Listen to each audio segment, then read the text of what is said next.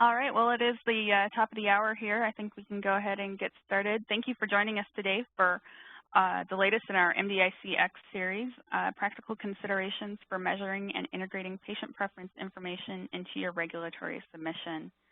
Thank you for joining us. My name is Stephanie Christopher. I'm the Program Manager for our Patient-Centered Benefit Risk Project here at the Medical Device Innovation Consortium. It's my pleasure to introduce three terrific speakers that we have with us today to talk about the very practical considerations for patient preference studies. I know many of you are familiar with some of the work that MDIC and others have done in this space.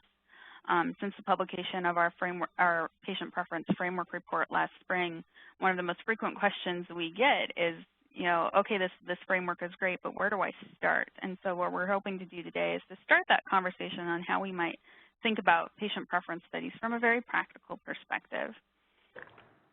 So our three speakers today, John Bridges is an associate professor in the Department of Health Policy and Management at the Johns Hopkins Bloomberg School of Public Health. He's going to be sharing a case study on patient preference assessment to illustrate what a patient preference study looks like and what some of the considerations are. Bennett Levitan, Senior Director, Epidemiology at Janssen R&D Pharmaceutical Companies of Johnson & Johnson, will be sharing some study considerations specifically for sponsors thinking about patient preference studies. And Brett Hauber, Senior Economist and Vice President of Health Preference Assessment at RTI Health Solutions, will be presenting on resources for developing a patient preference study.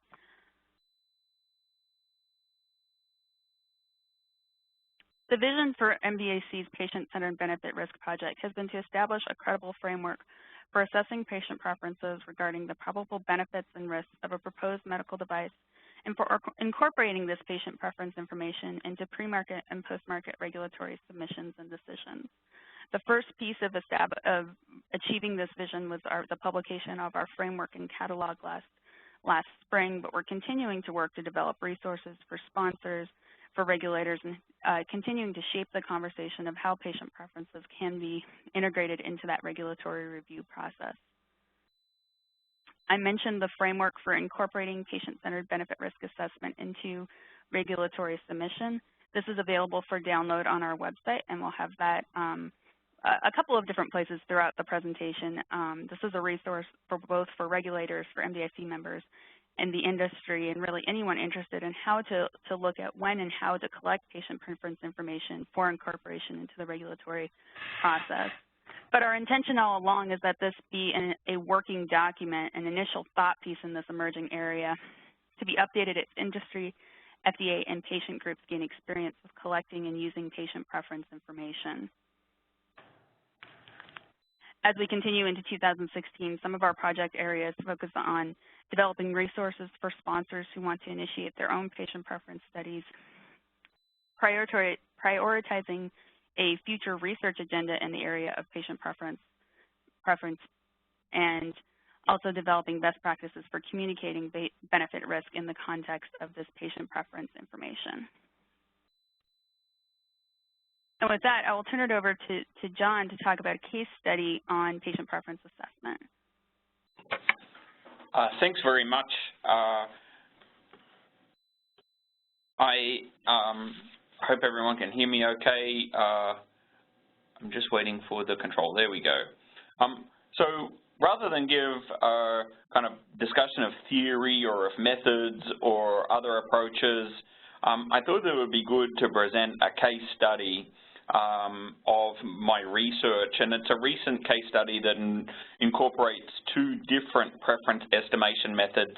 And the objective here is just to illustrate how we develop those approaches and then how the different approaches operate, and then give you some comparisons of those approaches, and then discuss approaches for measuring preference heterogeneity.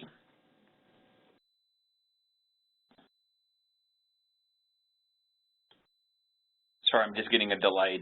So many sponsors are asking why, when, and where. And I can't necessarily answer all of those issues in this presentation. I know that patient preferences is increasingly used both in the development and evaluation of medical technologies. The FDA has indicated quite clearly how it could be incorporated into regulatory benefit risk analysis. More importantly, from my point of view, it provides an avenue for sponsors to engage with both patients and patient groups through a scientific, very transparent mechanism and produce science that is beneficial to everybody. And so while some of you might be familiar with some of the approaches that I'm using, I am going to try and just focus on this, but really just focus on the how in this presentation by focusing on a case study. I generally work in the area of stated preference methods. These are survey techniques that we use to engage patients, caregivers, clinicians, stakeholders, any population really. Some of you may have heard of discrete choice experiments or conjoint analysis. Increasingly, people are turning to an alternative approach called best-worst scaling that is kind of similar, but also shares some of the characteristics that you might be familiar with of rating and ranking exercises.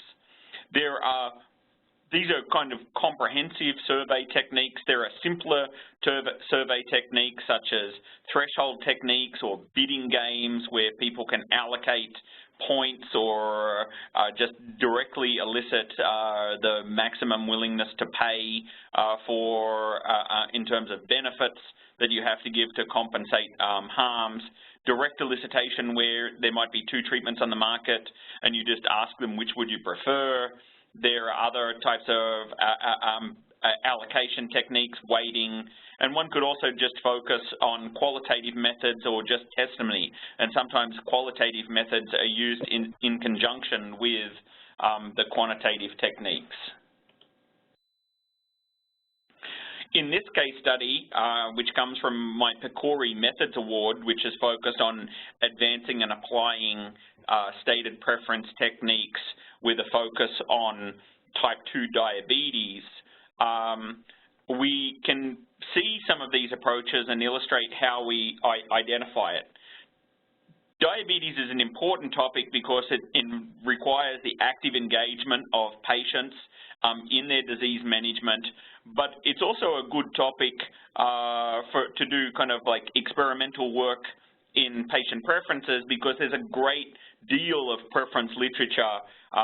3 recent systematic reviews has detailed over some 63 studies covering medical technologies, therapies, public health programs. There are a whole diversity of interventions and preference studies to kind of cover them, and we wanted to focus in a well-researched area so we could test the validity of our results. When we think about developing a stated preference instrument, there are many different sources of data. There's actually quite a detailed process in identifying which attributes and how to design your survey. One could synthesize the literature. That might be literature that's already existing on patient preferences. It could be a literature or on the clinical outcomes that are associated with medications or technologies, medical technologies that are under investigation. Expert consultation is an important aspect. That could include methodological experts, patient engagement experts, the FDA themselves, but then also people who are knowledgeable and have leadership positions in the disease area that you're working at. There are broader stakeholders, including patients, caregivers, healthcare providers that have more experience with identifying which factors are important to patients. And then once you start to develop a survey instrument, there is a formal process by pre-testing it. This is using read-aloud techniques to see how people are responding to it, continually modifying it, and then leading to a pilot testing to see what results you're getting, but also to power the experimental designs that one uses. Pilot data is always important. Here is a synthesis of the previous studies. So there were 14 previous studies on using discrete choice experiment data, producing discrete choice experiment data, and this is essentially a synthesis of the approaches of the previous literature on the attribute importance, and we use this in conjunction with the other approaches to get a sense of what's going on. But this is an important aspect, is not always do you have to do a de novo patient preference study. There might be patient preference studies in the literature or which you could leverage as your starting point. Here are the attributes and levels that we focused in, and we can look down, looking at the previous literature, the engagement. We focus on two different positive outcome approaches, both hemoglobin A1C reductions, but then also stability in hemoglobin. Then side effects including low blood glucose, nausea, the need to take additional medications, and then out-of-pocket.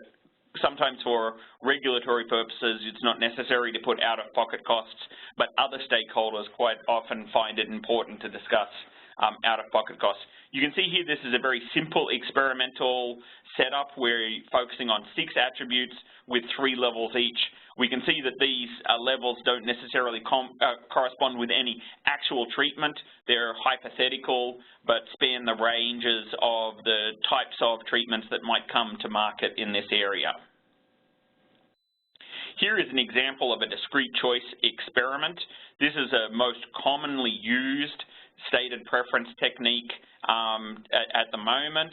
It involves presenting 2 hypothetical profiles, medicine A, medicine B, and we know a lot about this approach, but the designs for these can be complicated, both to have an experimental design. We used Bayesian efficient techniques, a very cutting-edge approach, and the analysis can be quite complicated for these approaches. The other experiment that we used was best-worst scaling. See here, there's just a single profile, in this case medicine A, and it still varies on the attributes and levels that we saw in the discrete choice experiment, but we just look at the one profile and ask what is the best attribute and what is the worst attribute in the set. And some people say, well, isn't benefit always best and harm's always worst? This may not be the case. You can see here that there is the absence of nausea, and that might be chosen as best for someone who's quite sensitive about nausea. Likewise, you could have the absence of benefit, and that could be considered the worst aspect. This is a more simple technique to design. We can find these using catalog designs, but there is the possibility of some ceiling and floor effects. Something could be, if something so beneficial compared to everything else, it could be considered best all the time, which might be a violation of theory. We used a large online panel to get the survey, and we did it as part of a broader survey using a randomized design to look at the DCE and the best-worst scaling. If we look here, there is, as a randomized control trial, so there's not much difference between the demographics, but also on the clinical characteristics, maybe some borderline aspects with regards to the medication, but we hope that that's generalizable enough. We didn't actually see an effect in preferences based when stratifying on diabetes medication. So what do people think about this? Generally, the DCE is rated as a little bit easier to do. I think that's because people are a little bit more familiar with it, but it might be more possible that best worst scaling might be tapping into the preferences. We don't really see a big effect here. And this is the same when we do qualitative data. There isn't a necessary preference for DCE versus best worst scaling. Here are the results. They're very similar to one another. This is a good lesson learned for submitting to the FDA, potentially using two different techniques that support one another, although there are some minor changes here. We could see that the general trade-offs that are calculated are not going to be that different. We can kind of see the different approaches here. Nausea seems to be quite a dominant feature in this experiment. You could understand why, because we've got a lot of nausea happening there.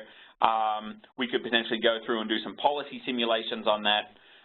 But it also appeared that the discrete choice experiment was more sensitive to nausea, and in fact all the side effects, it's a little bit more sensitive than the best worst scaling, and we can go in and analyze that as we kind of proceed with the data.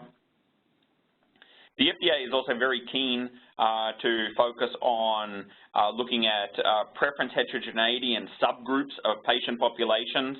There are 3 techniques available to do this. That could be stratifying across patient subgroups, race, age, gender, for example, clinical characteristics, mixed logit, or what's sometimes called random parameter logits, where you don't have a single beta but a range of betas, and then a latent class. We're using a finite mixture model. I'll show you what that looks like in just a second. That essentially segments the data based on their preferences into subgroups. We can see here that there are some minor gender effects, but quite often in the experiments that I see, when people have hypotheses about stratifying, we don't always see them because we're not holding everything else constant here, and it's a complicated analysis to do. Sometimes it's indicative of a broader phenomena, but generally, in my view, stratification quite often is the least informative approach to look at heterogeneity. When we look at the mixed logit, I changed the graph here a little bit, and we can see that we still have our standard errors there, but now we have the full distribution. This is the 95% distribution on all of the betas. So here, in this type of analysis, in a mixed logit or a random parameters logit, essentially each person gets their own version of the model such that the betas can vary. Here we've held constant the out-of-pocket costs. This is a recommended when you have cost in a model, but we can see here some heterogeneity and then the average effects. The average effects does a reasonable job at measuring heterogeneity, but there is still a significant amount of heterogeneity in the model. And we can see that beta here, this really is a good indication of the different approaches here. Here are the distributions that we assumed, and then the actual betas that were estimated in the model. You don't always get this right. You can go back and tweak this model. It can be a little bit sensitive to get these models estimated 100% accurately. It's a little bit of art and science as you're trying to model this, but it's a pretty complicated analysis to think about each person getting their own set of preferences and then describing them in aggregate. And then when we look at the latent class, this is a 2-class model. So essentially we tell the regression technique that rather than just present one set of betas, it can have 2 sets of betas. In here we can see that one of the groups is really dominating on nausea. It counts for about 22% of all people. And then the other preferences look a little bit more like the best worst scaling data that we had before. So potentially this might be either some people who are very sensitive to nausea, or it could be that people who have used a simplifying decision rule in the discrete choice experiment, and because of this, we might need to control this and say maybe that this red group is not behaving very well, and the blue group, which is the majority of the people, is the more appropriate set of preferences. So there is some analysis that needs to be done post hoc to understand the sensitivity of the models that you're estimating. So when we look at it, there is a process for the development of scientifically valid preference data. There is no real priority of patients between best-worst scaling and DCE. They're both viewed as pretty appropriate. There is high correlation between the results of the DCE and best-worst scaling, but there are a couple of nuances that need to be understood. And then patient heterogeneity of preferences. There are many different ways to model it, and that's quite often takes some rigorous analysis and needs to be guided by, back to your advisory board to kind of think about what is the best approach to model the data that you have. So I think that that's it. Stephanie, if you want to take back control. Great. Thanks, John. Appreciate that. And now I will, there we go. So now we'll turn things over to Bennett Levitan. Bennett, as I mentioned, is a Senior Director of Epidemiology at Janssen Research and Development. But I should also mention that Bennett was also a key contributor to the development of the MDIC framework. And so Bennett will be talking about some considerations for sponsors. Bennett, you should have control of the keyboard. I have it. Thank you, Stephanie. Thank you. So I'm going to try to talk about some of this work from the perspective of somebody in a company who's thinking about doing a preference study and may or may not have any idea where to start. So some of the questions that will come to mind are shown here, like, do we really need this? When should we do it? What can we do with it? Do we work with the patient group? Will any of the regulators pay attention? How long will it take? How much does it cost? Whose preferences can we assess? Are we going to be able to publish this? And so on. These are very common questions, and they come up every time I rework with the team here. So we can't address all of these questions in the time we have available, but I'll give you some of the insights on some of the more important ones from our experience. So I think the first question is, why would we bother doing this? And intuitively, it makes sense to talk to patients, but you want to know what you're going to get for the investment and the time.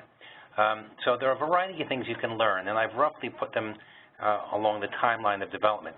So you're going to learn which endpoints do patients care about the most, and that can help quite a bit with designing your trial. And not just the endpoint, but what level or rate or frequency or probability of those endpoints are most critical to patients. So you can imagine if you're dealing with the probability of a stroke, the difference between 95 and 100%, there's no difference. It's equally bad. The difference between 0 and 5% is huge. So where do those inflection points or returns to scale become most important to patients? That has a big impact on your effect size in designing your trial. What's the relative importance? So now we're getting more quantitative on the benefits and risks and other treatments to patients. So now you're starting to ask, what are the strategic requirements for my drug? And that's getting into a target product profile. More quantitative.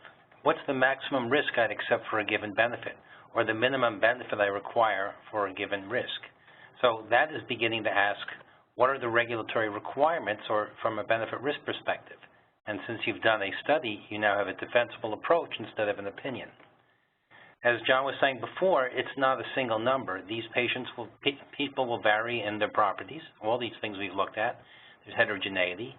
And as you saw with latent class, there may actually be distinct subgroups that emerge from the data. That tells us a lot. It tells us whether we might want to consider approving for a subgroup based on preference, which you can see in FDA devices or CDRH's draft guidance. Payers will care about this a lot. And if you're familiar with the concept of adaptive licensing, it has a great deal to do with potentially approving for a high-risk, high-need subgroup and lessening the requirements over time. And then you can also do preference studies with more than patients, with different stakeholders like parents or physicians. And if you identify important differences between them, say between physicians and patients, you've moved in the direction of shared decision-making when two bodies or groups don't necessarily agree, but they have to make a decision together. So what else you get from here that's really important is patient engagement. If you bring in a patient group in designing one of these preference studies, and John's done a lot of this, they're going to be delighted with the opportunity to partner on a preference study. It provides a patient group a direct mean to get their perspective into development strategy or even stage gate decisions and benefit risk or the trial design. And patient groups can help design the trial, the study with you, as well as advertise the results. And nothing's proven yet, but my gut feeling is patient group involvement will probably increase regulatory uptake of a preference study. So the next question is, will health authorities pay attention? So we are in a transitional period. There's no question that certain health authorities have shown a lot of interest, and others are putting their toe in the water. It's tentative. But what you do see is this tidal wave of change. There are tons of policy initiatives, pilots, and public-private partnerships in the field, and these logos are a sampling of some of the major activities going on. The International Conference of Harmonization, ICH, they are responsible for the common technical document that we use in submitting many of our submissions. They've reworked the benefit risk section, and it now includes a place specifically for including patient preference studies. CDER, FDA's drug group, has been running these patient-focused drug development meetings where patients can share their view on the nature of disease and their experience with treatments. So they've actually FDA's created an opportunity for patient groups to run their own meetings with potential FDA attendance. And these meetings actually provide an opportunity for patient groups to bring their preferences in. National Health Council and BIO have been running various activities where they're putting together toolkits or potential draft guidances on patient preferences in drug development or device development and regulatory review. And the last one I'll mention is IMI, the Innovative Medicines Initiative. So this is a huge public-private partnership in Europe, and they're sponsoring a €12 million project on patient preference assessment, and it's rolled throughout the drug life cycle.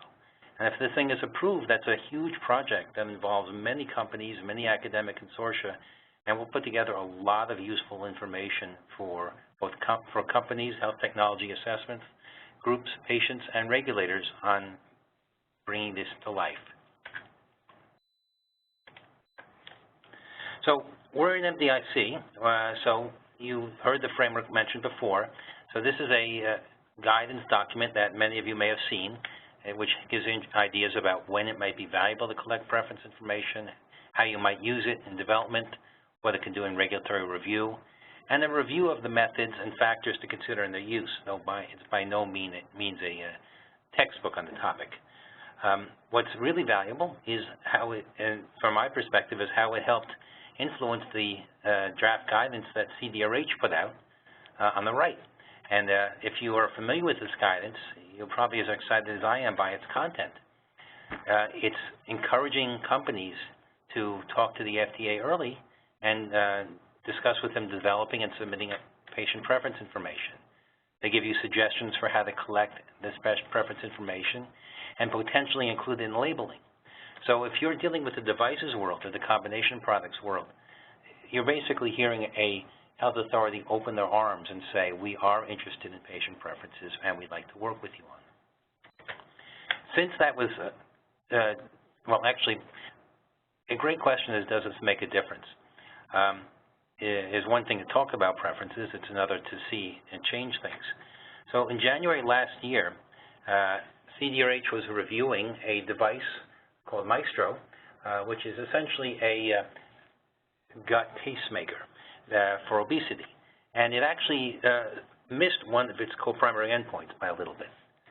But it was approved. And in part, it was approved because of a preference survey that CDRH ran on patient devices for obesity.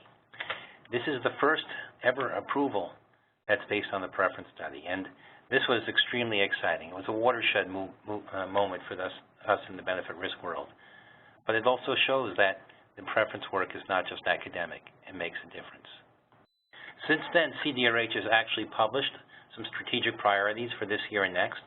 And the third bullet is they're partnering with patients, which includes patient engagement, which we won't go into much detail other than what I have in the bullet, and the science of patient input, where they'll increase the use and the transparency of patient input for evidence and decision-making.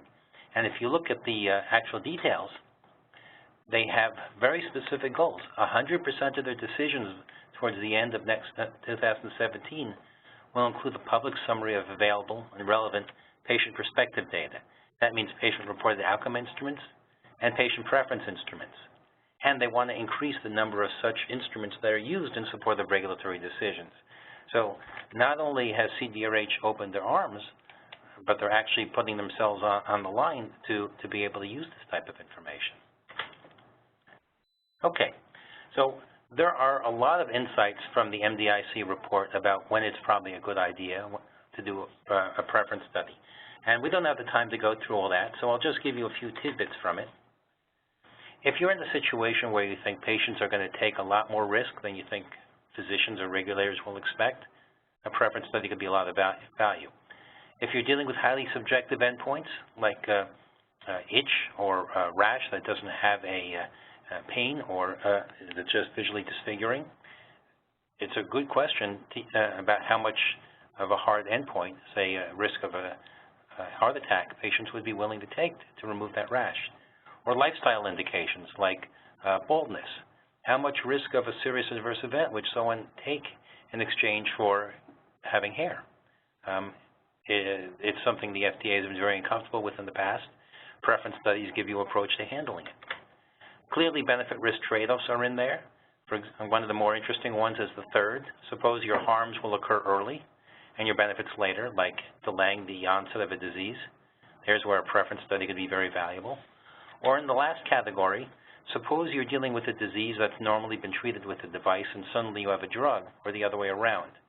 A preference study could be very helpful in understanding how patients would be willing to consider using it. I'm going to switch to some practical considerations now. So this is based on my experience doing these in-house. So how to get started?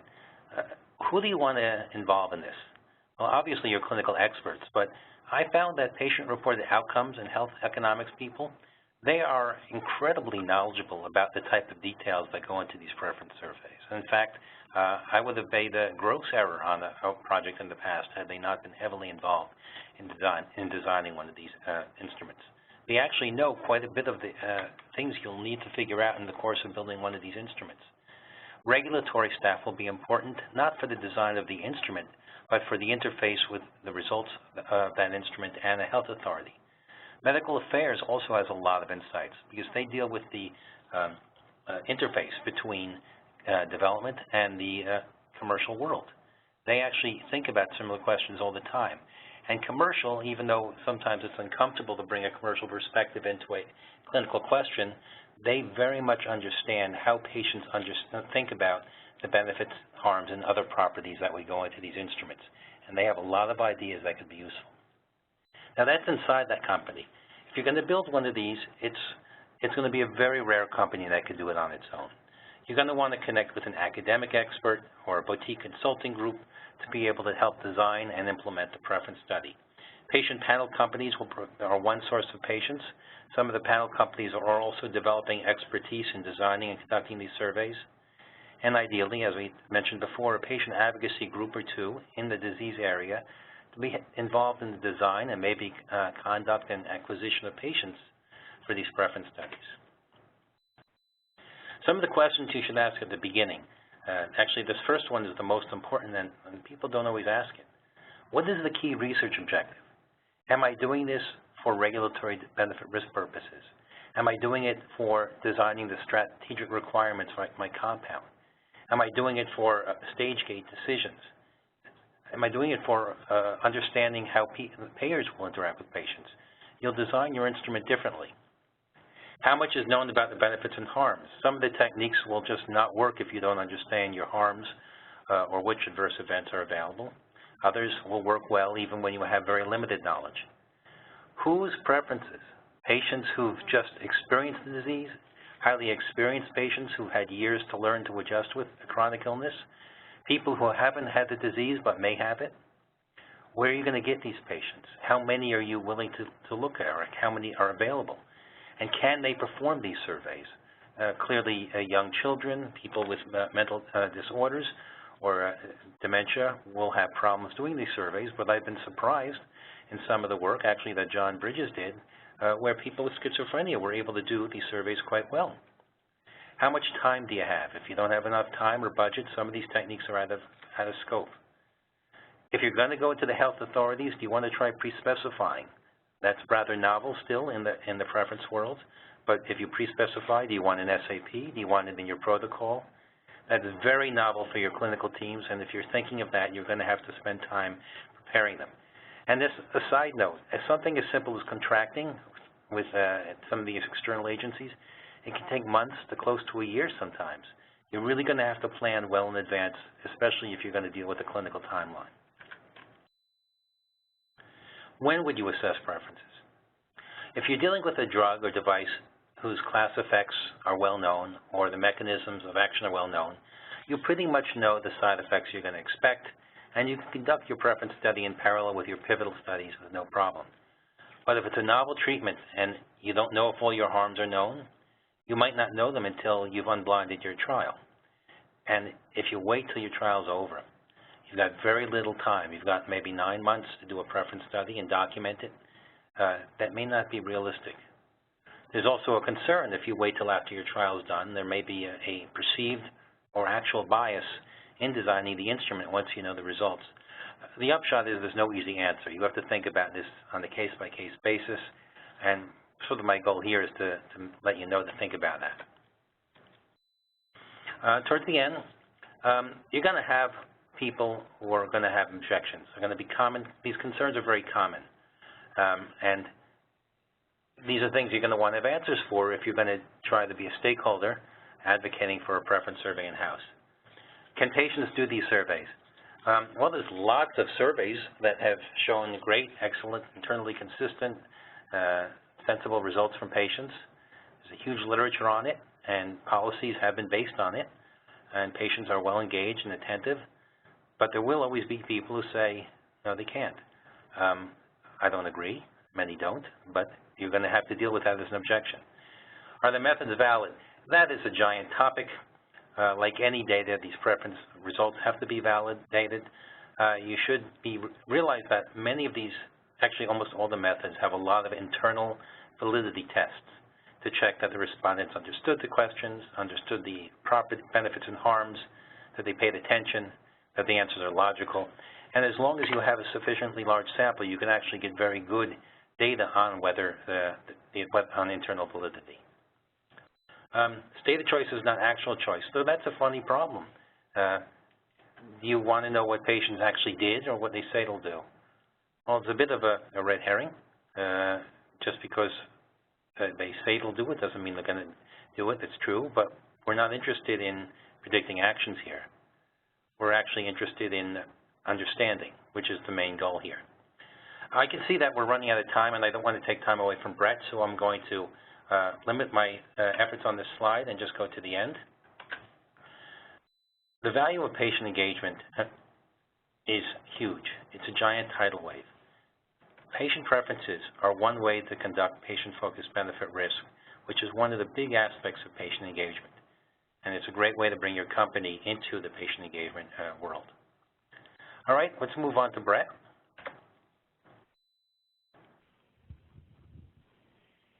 Thank you, Bennett. I will hand control over to Brett. Brett, you should have that shortly.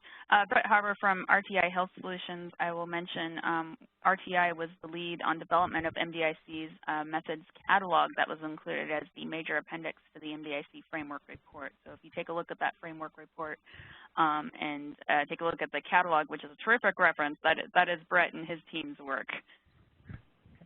Thank you, Stephanie.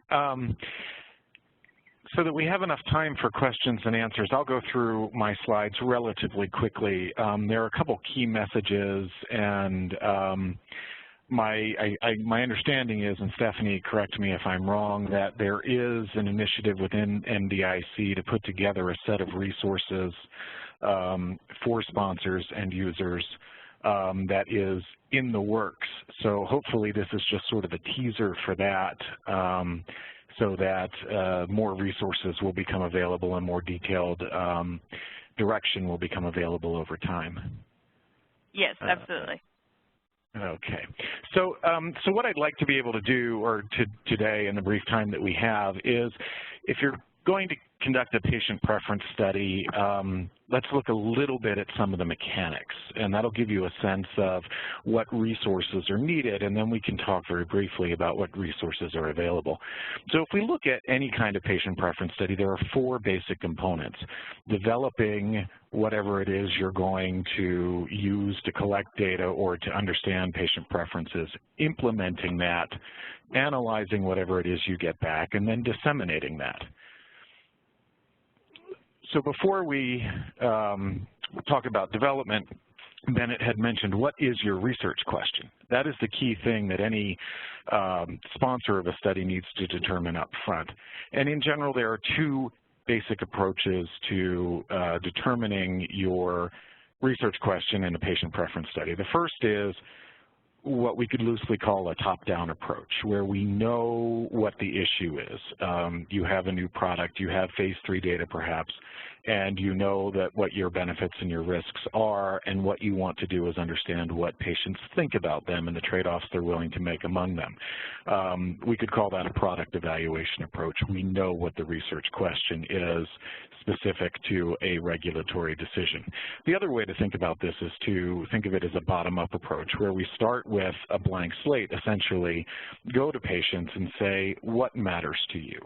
And then develop a study to understand not only what matters, but how much, and the trade-offs that patients are willing to make among the different attributes of a potential treatment or within a particular disease area.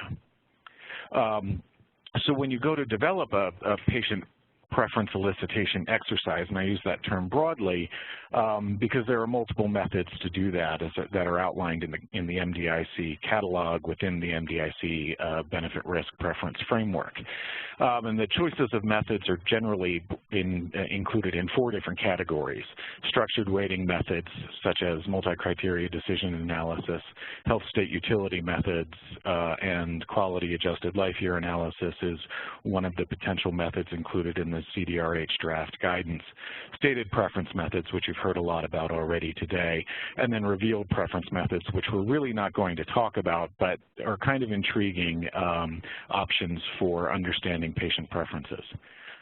Then, once you've chosen your method, after you've determined which method is most appropriate for answering your research question, you need to think about the format. And by format, I mean how are you going to interact with the patients? You can do individual interviews, which tend to be the case with the most useful case for qualitative research.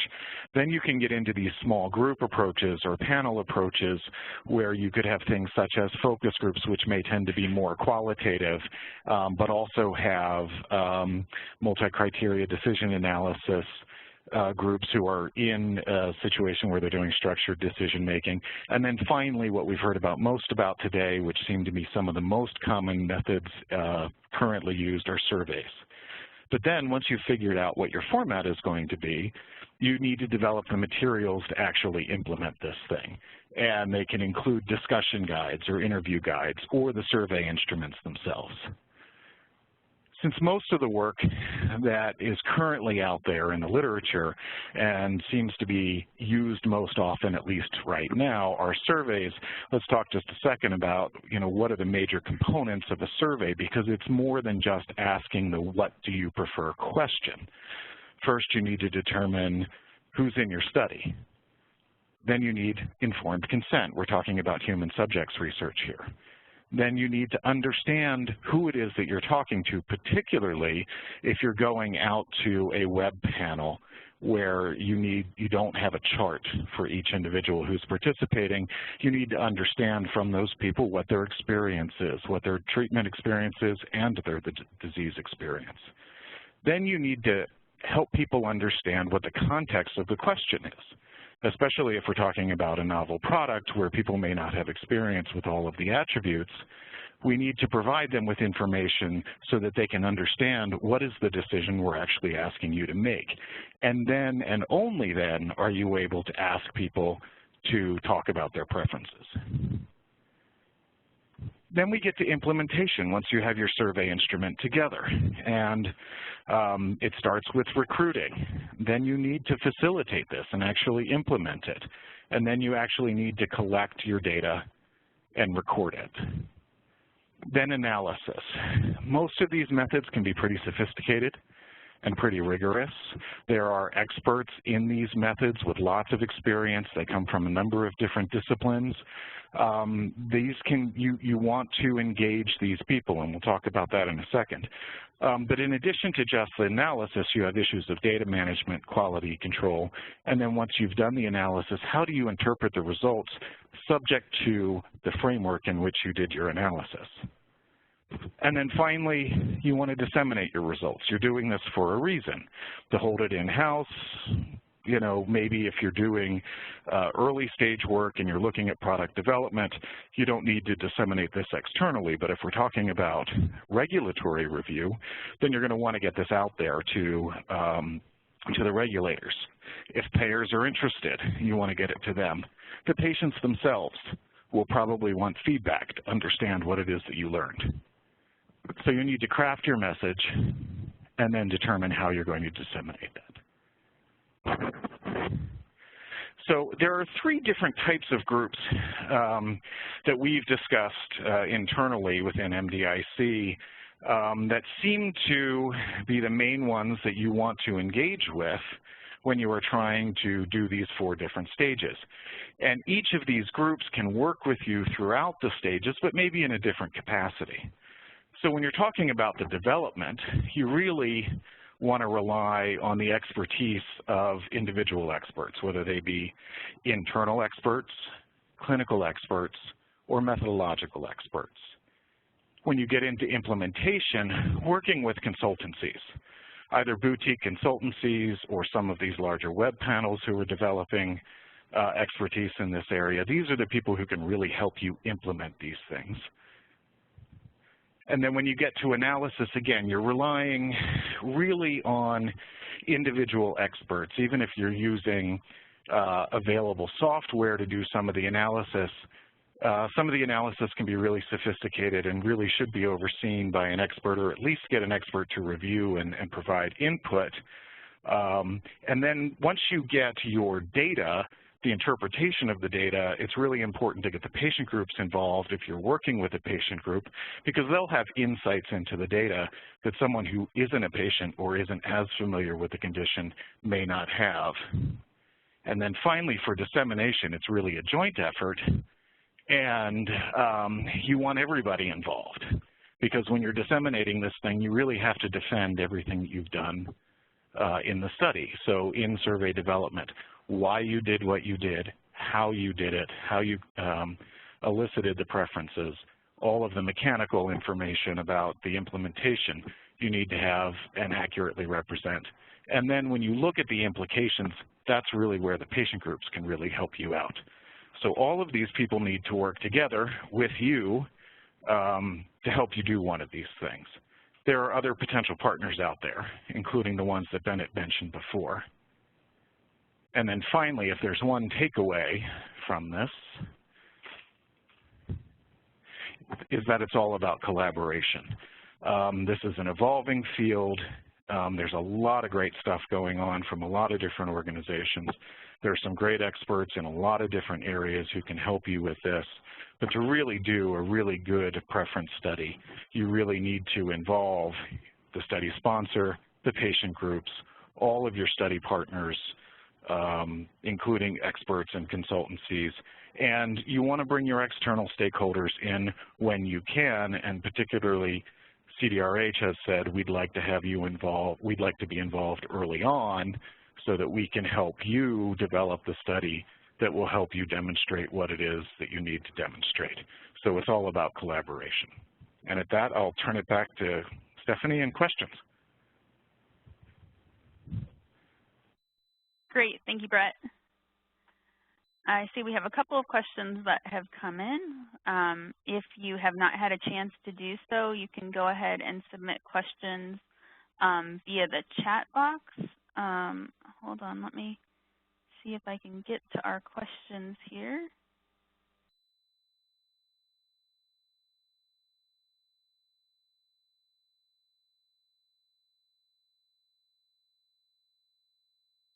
Sorry, a little bit of a delay here on getting the questions to pull up.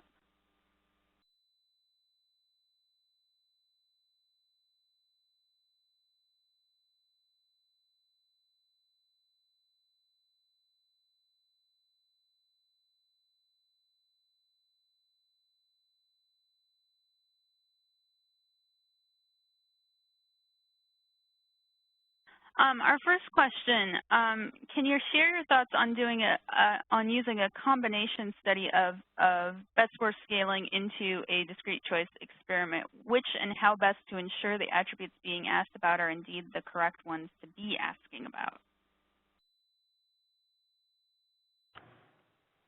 Well, those are two questions. I think John has done some work on the combination of the multiple techniques in an instrument. But the other question is picking the right attributes is a large activity. Sometimes it seems simple, but even in benefit-risk work without preferences, that can be a surprisingly complex work. You begin with a literature review and talking with experts and identify a preliminary set of attributes or benefits and risks. And if you have access to patient groups or individual patients, you work with them, as well as look at prior preference work. And you'll start with some giant set of far too many attributes, and you'll iteratively refine them to find the core set. But a lot of that will depend very much on the particular question you want to ask. And I've actually dropped attributes or added ones just based on that research question. It's John. Quite often, if you say have 18 attributes or 16 attributes, sometimes you could use best worst scaling case 1, which has attributes but not levels. And then if you're working on a very small pilot set, discrete choice experiment is difficult in very small sample sizes, but best worst scaling behaves pretty well. So if you wanted to gather some priors, you could use best worst case number 2, for example, to get your priors. We've done it both ways and could think about this as iterative. Of course, the discrete choice experiment is for large samples or larger samples, and by the time you do all the bells and whistles on it, it's a very large sample. You could think about this as using multiple methods. Again, I would insist that multiple methods in the development of your instrument makes for better evidence.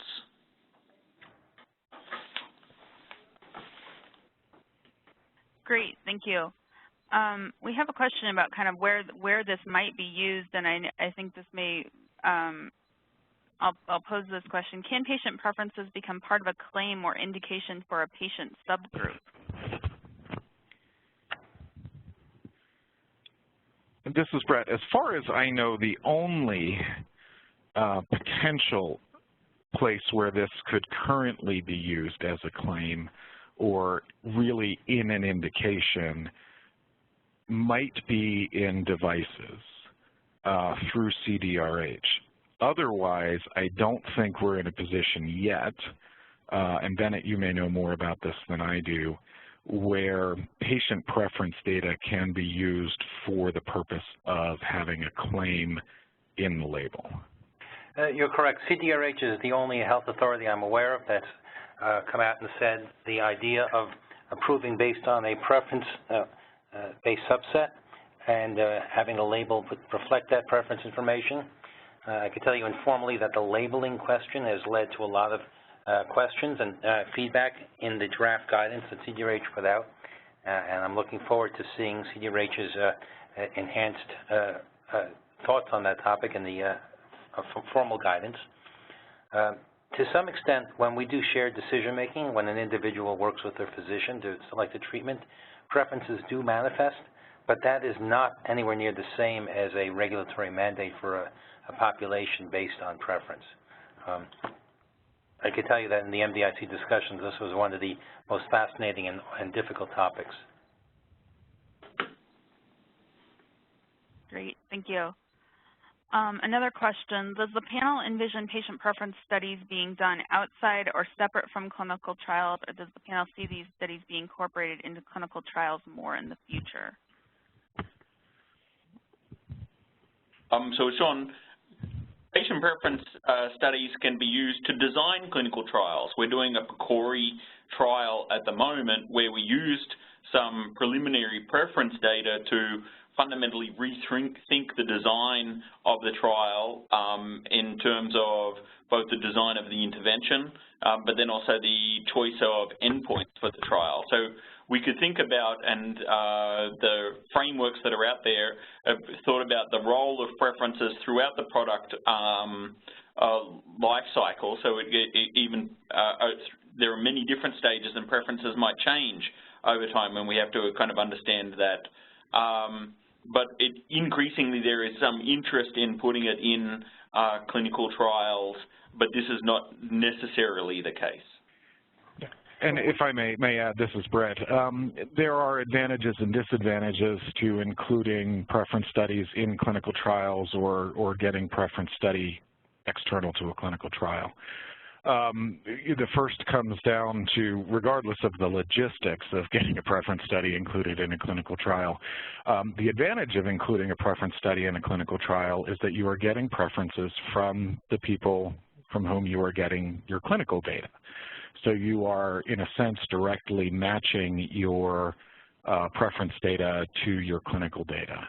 One of the difficulties with a clinical trial, however, is that often you have a sample where you have people excluded for very good safety reasons for whom, in the end, the product may be indicated, and so therefore you're not collecting preference data from the actual end user type, but instead looking at a very select subset.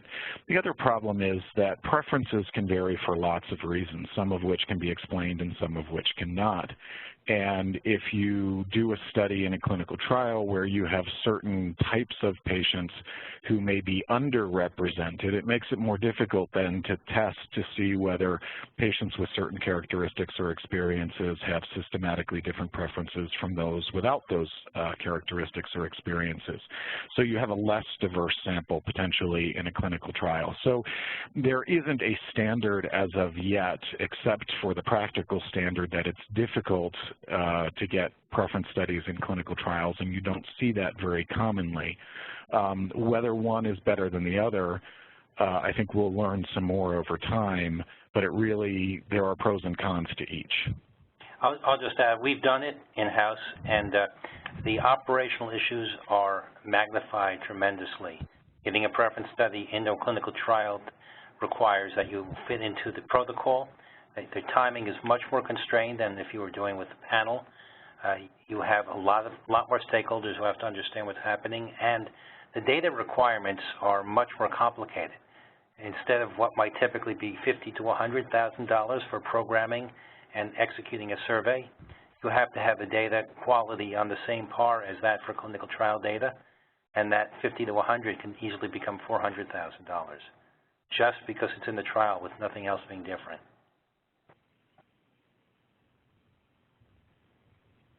Great, thank you. Another question, would it be a best practice to do a comparative analysis among methods used to elicit patient preference information? I don't know about best practice per se, but I do think that's one area where we need more research, and that was one of the recommendations for future research that came out of the MDIC framework for patient-centered benefit risk analysis. There is some work ongoing in terms of comparisons of methods, particularly like John just demonstrated, between discrete choice experiments and best worst scaling, where some of the comparisons of methods is lacking is really between methods that come from different disciplines that may be related but may have some fundamentally different underlying assumptions. There really is very little, if any, of that information. So I don't know that it is best practice. I would say that best practice is to understand sort of the assumptions and the advantages and limitations of any given method. But I also think we have a lot to learn yet by doing comparisons of methods.